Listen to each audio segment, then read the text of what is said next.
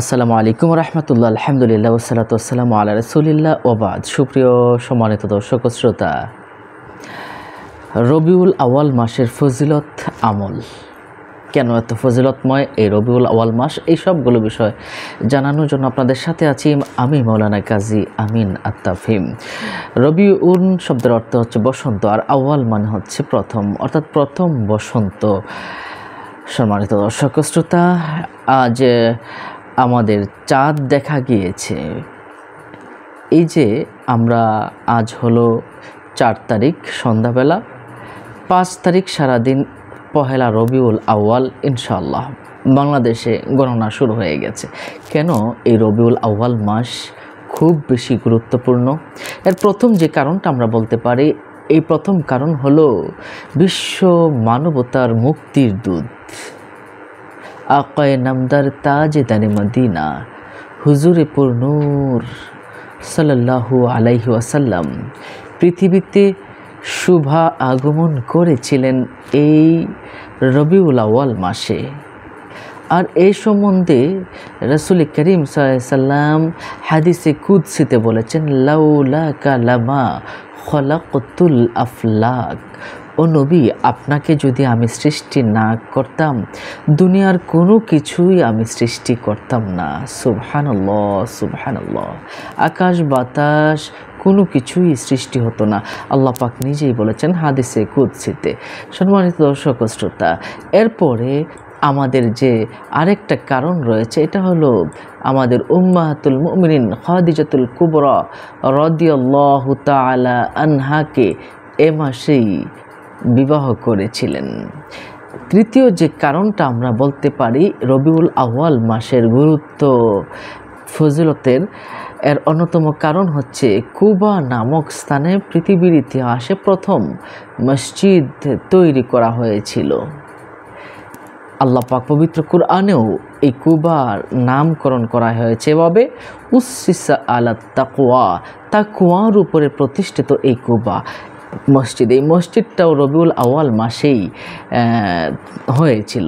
সম্মানিত দর্শক শ্রোতা, চতুর্থ যে কারণ আমরা বলতে পারি, এটা হলো রাসূল করিম সাল্লাল্লাহু আলাইহি সাল্লাম মক্কা ছেড়ে মদিনায় হিজরত করেছিলেন এবং তিনি মদিনায় যে দিন তিনি গিয়ে উপস্থিত হয়েছিলেন সে দিনটা ছিল 12ই রবিউল আউয়াল। সুবহানাল্লাহ।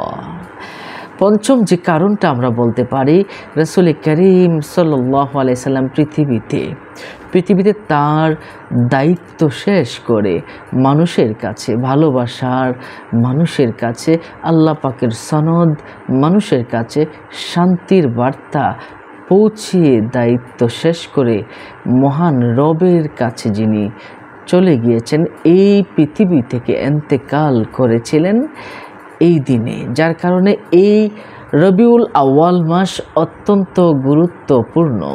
সম্মানিত দর্শক শ্রোতা, রবিউল আউয়াল মাসে আপনি কি করবেন এই বিষয়ে আমরা এইটুকু বলতে পারি, রাসূল করিম সাল্লাল্লাহু আলাইহি সাল্লাম তিনি তার জন্মগ্রহণ উপলক্ষে তিনি রোজা রাখতেন।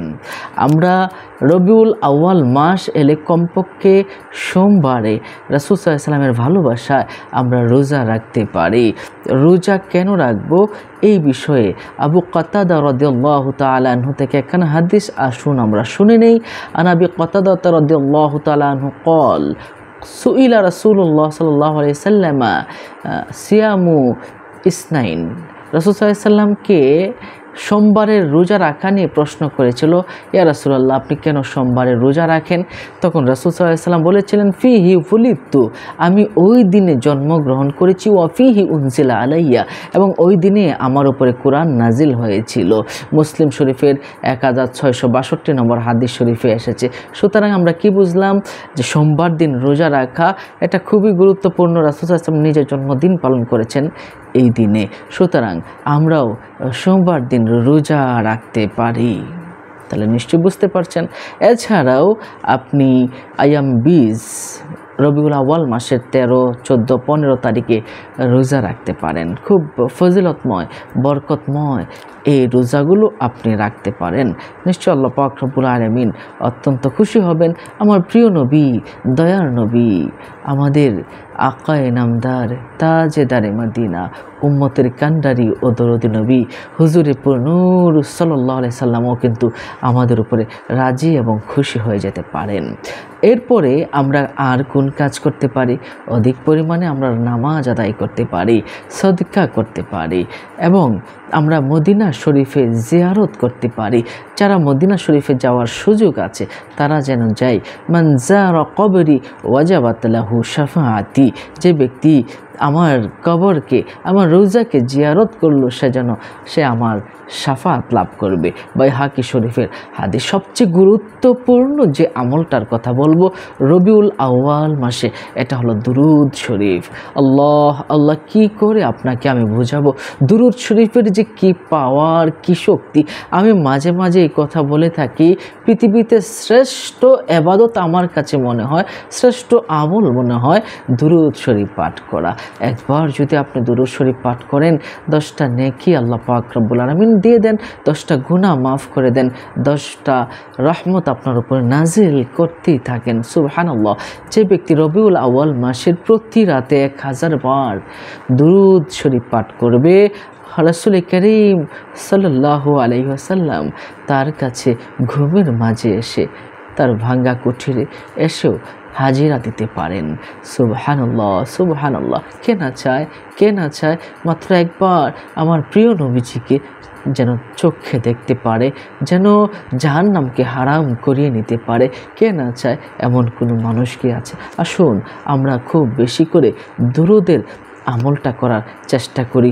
এই মাসে আমরা যেমনিভাবেই গরিবদেরকেও কিন্তু খাবার করাতে পারি। এই মাসে একটি গুরুত্বপূর্ণ দিন হলো 12 রবিউল আউয়াল, যেটাকে আমরা মিলাদুন নবী বলে থাকি এবং অনেক উলামায়ে কেরাম এটাকে ঈদে মিলাদুন নবী বলেছেন, খুশির দিন বলেছেন। রাসূল সাল্লাল্লাহু আলাইহি ওয়াসাল্লাম যেহেতু এই দিনে আগমন করেছেন, এজন্য এটা তো অবশ্যই ঈদ বলা যেতে পারে, ঈদে মিলাদুন নবী। কারণ কি? কারণ পবিত্র কোরআনে আল্লাহ পাক রব্বুল আলামিন বলেছেন সূরা ইউনূসে, কুল বিফাদলিল্লাহি ওয়া বিরহমাতিহি ফাবিযালিকা ফালইফরাহু। এটা কি বলেছেন? সূরা ইউনূসের 58 নম্বর আয়াতে আল্লাহ পাক বলেছেন, তোমাদের কাছে যখন কোনো রহমত আসে, তোমাদের আল্লাহর অনুগ্রহ আসে, রহমত বলতে রাসূল করিম সাল্লাল্লাহু আলাইহি ওয়াসাল্লাম যখন তোমাদের কাছে আসে, ফালইফরাহু, এজন্য তোমরা বেশি বেশি করে কি করো? আনন্দ উদযাপন করো। যার কারণে উলামায়ে কেরাম অনেকেই যারা জশ্নে জুলুস করে, মিছিল করে, জুলুস করে থাকে। আরেকটা আমল করা যায়। আব্দুল্লাহ ইবনে আব্বাস রাদিয়াল্লাহু তাআলা আনহু থেকে আমরা হাদিসখানা পাই যে তিনি তার সন্তানাদিদেরকে নিয়ে তিনি রাসূল সাল্লাল্লাহু আলাইহি ওয়াসাল্লাম মিলাদ নিয়ে আলোচনা করছেন। প্রতিমধ্যে রাসূল সাল্লাল্লাহু আলাইহি ওয়াসাল্লাম যাচ্ছিলেন ওখান দিয়ে, তখন দেখলেন তার সম্বন্ধে আলোচনা হচ্ছে। তখন রাসূল সাল্লাল্লাহু আলাইহি ওয়াসাল্লাম বলেছেন, ওয়াজাবাত লাহু শাফাআতি ওয়াজাবাত লাকা শাফাআতি, তোমার জন্য ওয়াজিব করা, তোমার জন্য সুপারিশ করা আমার জন্য ওয়াজিব হয়ে গেল। সুবহানাল্লাহ, সুবহানাল্লাহ। তাহলে আমরা রবিউল আউয়াল মাসে কি আমল করব নিশ্চয়ই বুঝতে পারছি। সুপ্রিয় সম্মানিত দর্শক ও শ্রোতা, নিজে আমল করুন, অন্যকে উদ্যত করুন। প্রিয় নবীজির ভালোবাসা ছাড়া, প্রিয় নবীজির প্রতি আনুগত্য ছাড়া আমরা কি আল্লাহকে পেতে পারি, জান্নাত পেতে পারি? না, অবশ্যই নয়। সম্মানিত দর্শক ও শ্রোতা, তাহলে আসুন প্রিয় নবীজিকে ভালোবাসি, প্রিয় নবীজির শাফাআত কামনা করি। আল্লাহ পাক রব্বুল আলামিন আমাদেরকে সেই তৌফিক দান করুন। অন্য মুমিন মুসলমান ভাইকে জানাতে শেয়ার করে দিন। ভালো থাকুন, সুস্থ থাকুন। দেখা হবে পরবর্তী ভিডিওতে। আসসালামু আলাইকুম ওয়া রাহমাতুল্লাহি ওয়া বারাকাতুহু।